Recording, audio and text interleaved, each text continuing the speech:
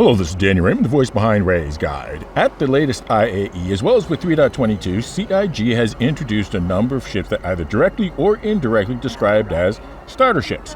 And since it's been over a year since I last did my full comprehensive review of starter ships, I decided that it's time that I recreate that complete comprehensive review of starter ships and, in fact, improve on it a little bit. First of all, the main question is what actually makes for a starter ship? Several people have different definitions. Some say it's any ship that comes with a game package. More appropriately, you should describe it as any ship that you would recommend to a new player as their first ship. Because thanks to the upgrade system, you can actually make any ship your starter ship. Just upgrade to it. Then a big question comes in, how often can you do these upgrades? Not all ships are available at all times. And so that's why in this new chart, I have a top level being availability. 5 bars of availability means that this is a ship that's always available, one click with the starter package. 4 bars means that you have to do 2 steps. Buy some lower starter package and then upgrade it to the ship, and that this is a ship that's always available for upgrading. 3, 2, and 1 bars are based on an estimation of how often this ship becomes available. Is it only at the IAE Expo, or are there other occasions during the year that this ship is available? And in this, I had to make some estimates. So, for example, Drake ships tend to become available a little bit more often than alien ships do. So I put the Sulin as probably going to be only available at the IAE Expo and Alien Week. Cutter Rambler, probably more often than that. I also, like last time, I'm breaking this up into different categories based on price. In my estimation, the idea of a starter ship, why you would want to recommend a starter ship, is a ship that people can learn the game with. Learn how to fly, also get a broad sampling of a large number of different things about what they can do in the verse because, again, they're new. By the same token, I would never consider a ship without a quantum drive qualify as a starter ship because you need to be able to get around in order to experience all the things in the verse. So even though you might have ships like the Merlin and Archimedes that are very inexpensive and very handy and easy to fly, also the Furies, you're limited by not having a quantum drive, so I would never regard those as being something you would recommend to a new user. So then we have all these capabilities of what is a ship able to do. Also, when you may see here, I got a list of values. This is the value of the ship. Now, there's sales. You'll be able to get it for less. Also, you'll know that you buy a starter package for $45 typically, but 15 of those dollars is for the game access itself, and you don't get credit for that when it comes to upgrading, and you don't have to pay for it when you're the ship you're upgrading to. So this is the ship value is the price that you see and will have to pay while upgrading things in the ship upgrade display.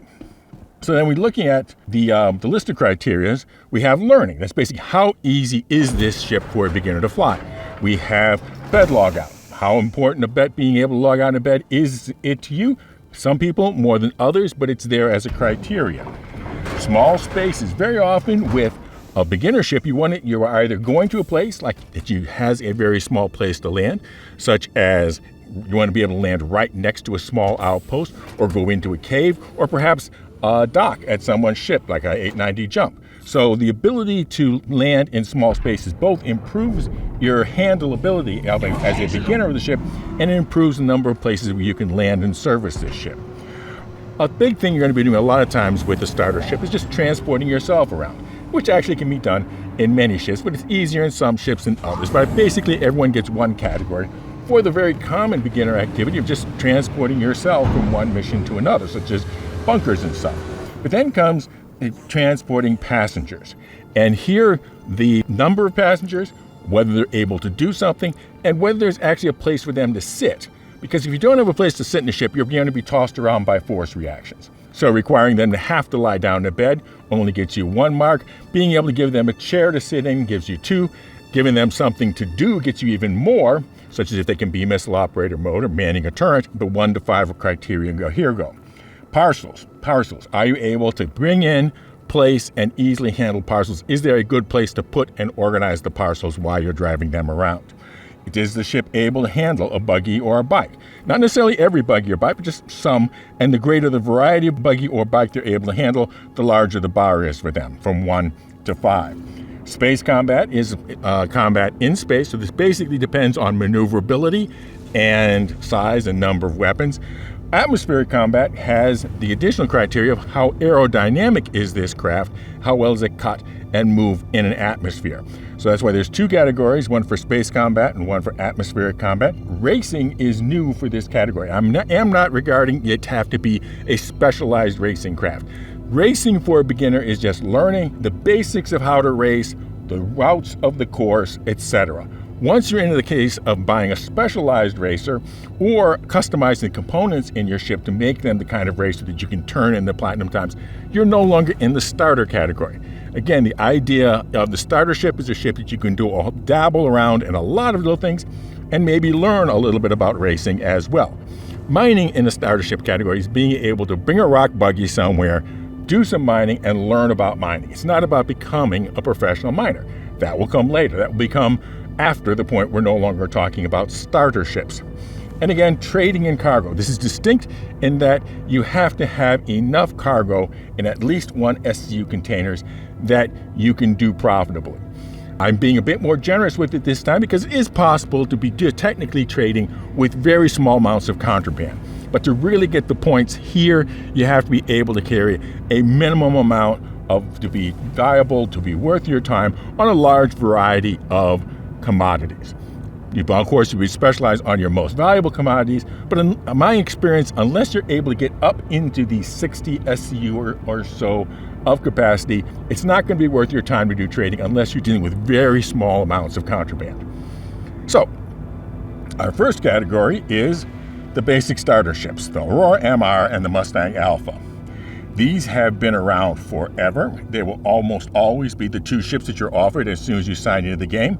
The major differences between the two is that the Alpha does not have a bed logout and that it does not have a place for a passenger to lie down or sit, whereas the Aurora does have a bed that they could lie down in and not be subject to force reactions.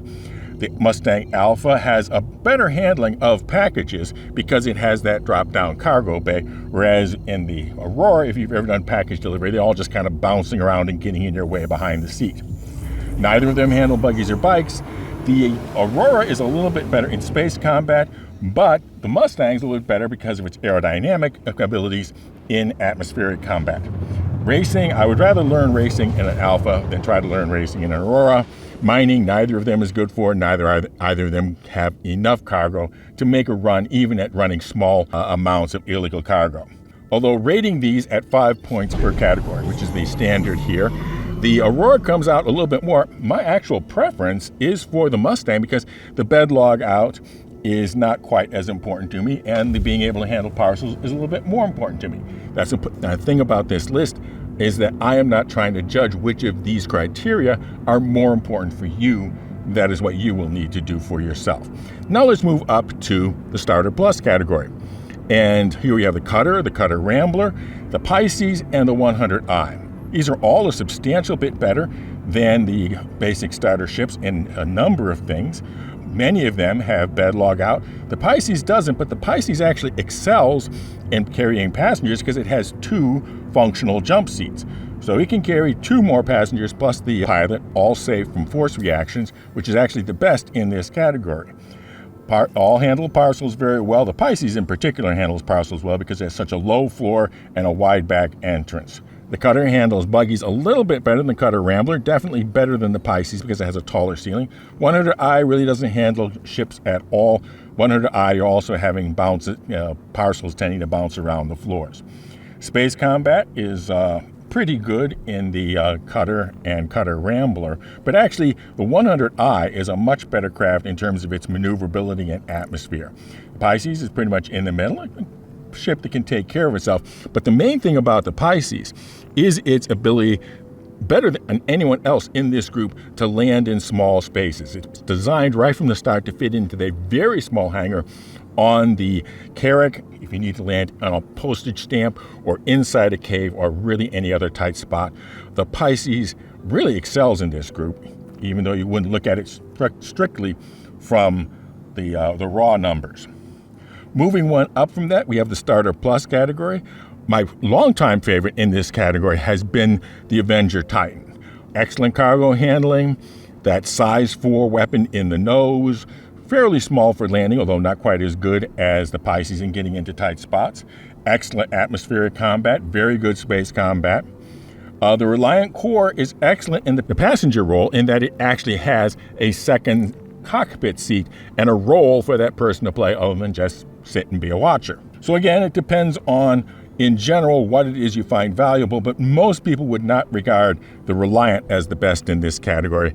And in general, between the 300i and the Avenger Titan, the long-standing preference has been that the Avenger Titan is the best in the Starter Double Plus category. The Starter Triple Plus category, we have the new Sulin, the Reliant Tana, the Arrow, which is our first actual dedicated fighter here. So if what you value is the space combat and the atmospheric combat at a very reasonable price by comparison to any other dedicated fighter, your choice is the Arrow. Arrow has a very small footprint. You can land it anywhere. The only downside of the Arrow in terms of its landing footprint is that when its wings are up, it's kind of tall compared to a lot of the other craft, such as, say, the Pisces. The Arrow is an excellent ship to be learning how to be a racer in. You can actually turn in pretty darn good times with just a stock Arrow.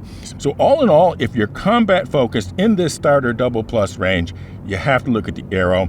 If you're looking as a generalist, though, the Nomad has excellent vehicle handling and pretty darn good, although you're still talking about specialized cargo handling. So most people in this area will be looking at either the Arrow if they're combat focused or the Nomad if they are more generalized in their focus.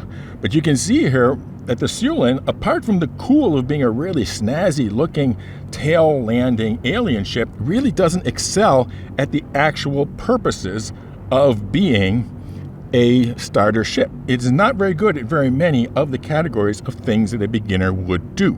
And of course the Nomad, because of its bed, is the first ship that you can really get serious about carrying around a rock mining buggy and in doing small cargoes. Moving up to the Starter Quadruple Plus, we have two very different ships. The Gladius, the stock standard light fighter of the game, well regarded by a great many players, and the Hull A, the first ship price-wise to really be able to handle enough cargo that you could consider it a economical trader for your time on a broad general range of cargoes. The 64 SCU and the Hull A is really quite good at a ship in this price range. The Gladius has been a favorite of fighter pilots in playing in the game for many years and will be the stock fighter in Squadron 42. Now finally we come to the starting 5+ category, which brings us a number of very, very competent fighters and general purpose craft. However, at $100 and $110, this is probably pushing the outer edges of what any person could reasonably expect to recommend to a brand new player. We have the Hawk, which is very specialized for the purpose of bounty hunting. And so it does not actually rate very good at the broad range of tasks, and I probably wouldn't even recommend it as a fighter compared to the Gladius or the Arrow, which are in the previous categories. You have the Cutlass Plat, which many people swear by because of its versatility, its having 3 doors, its wide ramps, it's the fact that it can hold 3 active crew members, and just a general all-around at a reasonable size and a reasonable price multi-crew craft. The FC Hornet is the first medium-sized fighter, although to be perfectly honest, in the current meta of the game, the light fighters are considered more favorably than the medium fighters. So the F-7C is good at what it does, but at $110, not very many people's recommendations as a starter ship. And finally, the Freelancer, which is excellent in a broad number of areas, except of course, as we're getting a larger ship, it's not that good at really being able to land on a postage stamp. Also, as a result, it's not really a ship that you would want to try to learn how to race in. But on pretty much everything else, the Freelancer excels very well, including being able to trade in it, to carry as many as 4 people, all of them being able to actively do something, bringing parcels, bringing buggies, doing space combat, doing atmospheric combat. It won't dogfight, but it can stand there and tank it out pretty darn well with 4 size 3 weapons on gimbals and 2 medium shields. So that's a quick look at the whole area of starter ships. Which one's right for you? I'm not going to say because it depends on what you value. But most of these are very good, solid recommendations to make your first ship. Because what you're going to be doing is learning how to fly and then trying out a great number of things, enjoying the verse, and then later on, upgrade probably to the ship that meets your specialized needs. Whether that's a bigger ship for hauling, a better ship for fighting, or whatever, or having multiple ships, starting to specialize your fleet. And the secret word for this video is a new category that I added in this comparison. Fly safe, keep it real, I'll see you in the verse. This is Daniel Raymond for Ray's Guide.